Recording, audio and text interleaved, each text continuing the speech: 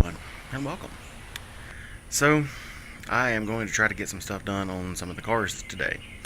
The main thing I want to get done is the starter on the Lexus, because while the MR2 is nice to drive and fuel economy is good, as we saw in the last video, I'm actually tired of the bumps and stuff until I can get the struts done. So, I really need to get the starter done on the Lexus so I can actually drive it, since that's supposed to be my daily driver. But I also have something I need to do on the MR2. So since I had gotten it back, the first thing I did, of course, whenever I put the battery in it, was to check the lights. Turns out the left turn signal was not functioning properly. The front would flash very fast, which meant, of course, that the rear bulb was blown. So I went ahead and I just drove it for a little while, and then I finally got tired of it. So I went ahead and replaced the bulb a couple days ago. And if you're in the Mark 1 MR2 Facebook group, I posted in there what I found. Well, it was not pretty. So let me show you that. Okay, so here is the bulb assembly, or the bulb housing, whatever you want to call it, that goes up into the actual light itself. Now, if you look, that's where the turn signal goes. That's disgusting. I have no idea what that is. I have already replaced the bulb. That did not fix it, but this was all rusted, corroded nastiness. So, thanks to my man Lalo, I actually have a replacement one. So I'm going to go ahead and swap that out, but I wanted to show you this one, even with replacing the bulb, did not fix it. So I think there is actually a short in this socket. While I could have tried to fix it, sometimes I'd rather just get an OEM part and replace it than trying to fix something like that. But the reason that that corroded and that happened is because of this. This was actually after I body worked it. You can see the gap here and up here. So the problem with that, or the reason that happened, because we can look at this side over here, and there's not that much of a gap, and there's no gap there. That was done back many years ago when I had a someone ran a stop sign. I say ran, but he slow rolled through it, and I didn't know he was going to hit me. But that was a Montero, full-size Montero, not the Montero Sport. It had those big rubber things on the bumper, and it pinched it right through there. It didn't damage this, but it did pinch that. So that's the reason. Me and one of my friends spent a couple hours trying to get that back right. We couldn't get it back out. I think I'm gonna have to go in from the inside and hammer it back out. So that'll be another video for another day. But for now, I'm just trying to get the turn signal working and just not drive this thing in the rain. So let me go ahead and swap that out and see if it works. Alright, so the moment of truth. Just replaced the panel in the back, plugged it up. Let's see if the left turn signal works. Ignore that whining. And it does. Let's make sure that the rear actually works. And it does. Awesome. And that is one thing off the list. So now I'm going to go ahead and round up all the tools that I will need and get started on the starter of the Lexus. I'll show you, but the starter is under the intake. It's going to be interesting. So anyway, I need to do that. I know I'm rambling, but this light just made it so much easier just to order another bulb holder. There had to have been a short in that in the actual socket. While I could have fixed it, it was just simple to order one, and that was my main man Lalo. Oh my god, dude, you you rock. So if you need any parts, no paid sponsorship, nothing. He's just an awesome guy. If you need any parts for a first gen, and I think even some second gens, because he hooked me up with my brake master cylinder too. And you know, look him up. He's an awesome guy, so he will help you out. But anyway, enough rambling and enough accolades. Let me get started on this Lexus, and I will see y'all over there. And that's what we're going to be working on.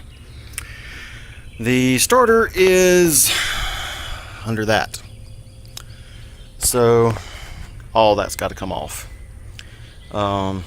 Yeah. So I guess in no time like the present to get that done, I'm gonna go ahead and pull the battery because it's been sitting for a while and the battery's almost dead. I'm gonna put it on the charger, and looks like it needs some cleaning up too because it's got some corrosion starting. I'll do that, and probably set up some kind of time lapse, possibly, if I can get my GoPro to work right, or I will just bring y'all along for the high points. So here we go. And this is what we have so far. Got all the stuff off the top, all the electrical connections on both sides undone, throttle body off, and actually looking in here, it actually doesn't look that bad. I was contemplating, because I got the gasket set that had the gasket to replace this. Oh, there we go. To replace the whole top half here. And I was going to go ahead and pull it and clean the inside, which I guess I could still do, but don't know if it's actually needed.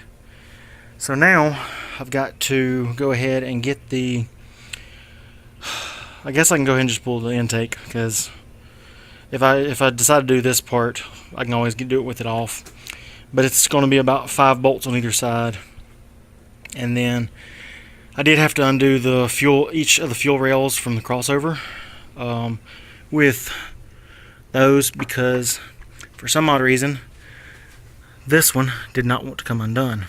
So rather than screw something up, I decided to go ahead and go the less direct route, I guess. I have been following the a video from a fellow YouTuber, and he went into all of pretty much everything, and he had to do the same thing, undo the crossover.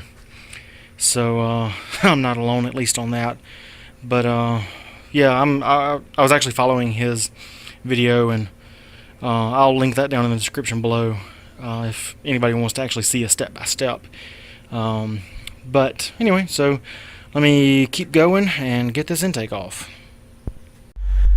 And that is the intake of the 1UZ FE 4-liter V8. And there's the starter.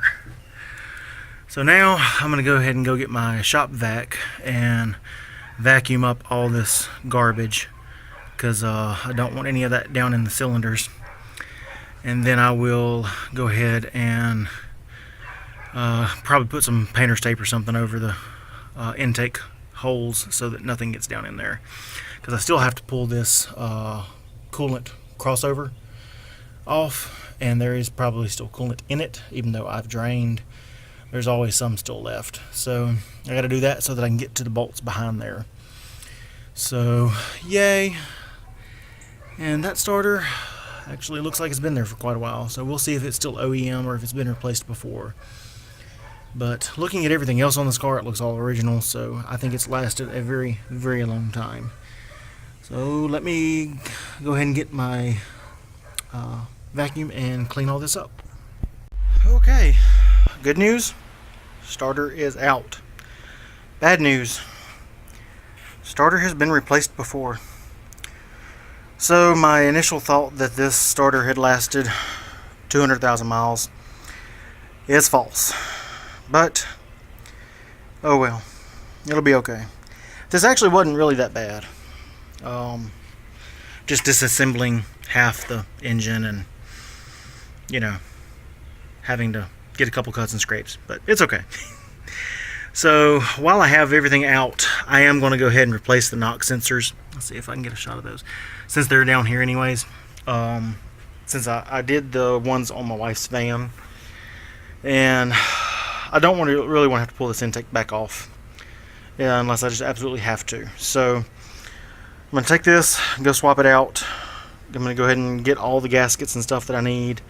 I already have the intake gasket, so I ain't got to worry about that, but I do need the coolant crossover gaskets, and I need to get some new crush washers for the fuel rail, and I'll probably go ahead and replace the PCV since it's right there, and I think that should be about it. So let me run to the parts house, and I will catch y'all on the flip side. Alright, so I'm going back with the new starter there, and I was debating on doing the knock sensors, but I kind of broke this one right there, so I had to actually go ahead and I'm going to go ahead and replace them. And I had a interesting finding. Whenever I opened the box of knock sensors, you know, this was all wrapped up, but it's actually Toyota part, which was kind of odd for how much I paid for this. I think I paid like, I don't know, less than $50 for both sensors and a pigtail, but even though this car doesn't use the pigtail, it still came with it. It's the same sensor that actually my wife's minivan uses, so that was kind of odd, but hers wasn't actually Toyota parts, which was weird. But anyway, interesting note. And yeah, sensor, knock, and the Toyota and Lexus symbol there. Genuine parts, made in Japan. So I don't know if you can see that. See if I can focus it in. Maybe a little bit. Anyway, you get the idea. So I'm going to go ahead and do that and button it all up, and I will catch you on the other side. Alright, and I'm done. Everybody said it would take 6 hours to do the starter. It didn't take me 6 hours. A lot less. Would have been even less if I had actually double checked a couple of things beforehand, but it's okay, it happens. So now she cranks on her own, she runs. Wife is actually ecstatic that now she gets to ride in the Lexus again, and now I can actually put the MR2 back on some jack stands. I got to replace the passenger side, or the right hand side, axle shaft seal, and I need to go ahead and get that torque mount welded up. That's really the only two things left besides struts that I need to do before I dyno it. So I know that's what y'all are waiting on next, so just know it is coming. It is just, I had to get this thing going first before I could do anything with the MR2. So it's hot out here. I am calling it a day, and I did a little bit of a time lapse on the teardown. My GoPro messed up on the right about the time that I got everything out, so I don't have the reassembly, but I'm gonna put that at the end of the video, and if you just want to watch that, like I said earlier, I did follow the directions from a fellow YouTuber on how he did pulled the intake to get to the starter, and it's really not that bad, guys. I mean, the GS400, the second gen, mine's the 99, so it's, I think, 98 through something. Anyway, whatever it is, it's the VVT one. It's really not that bad. Everybody swears that this thing is a 6-hour job. That might be what the book says, but it didn't take me that. It took me a little bit over half as long, so about 4 hours total. Probably could have done it in about 3 hours had I had everything on hand and didn't have to go to the parts house and stuff like that. So anyways, she's running. Can't wait to get back in it, and then I can get some more stuff done on the MR2. So anyway, y'all have a fantabulous day.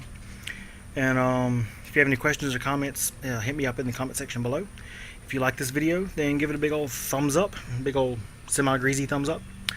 And if you want to see more stuff like this, then hit that subscribe button.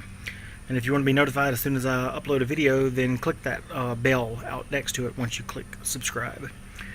So, until next time, I really ain't got nothing else. It's hot. I'll see y'all later.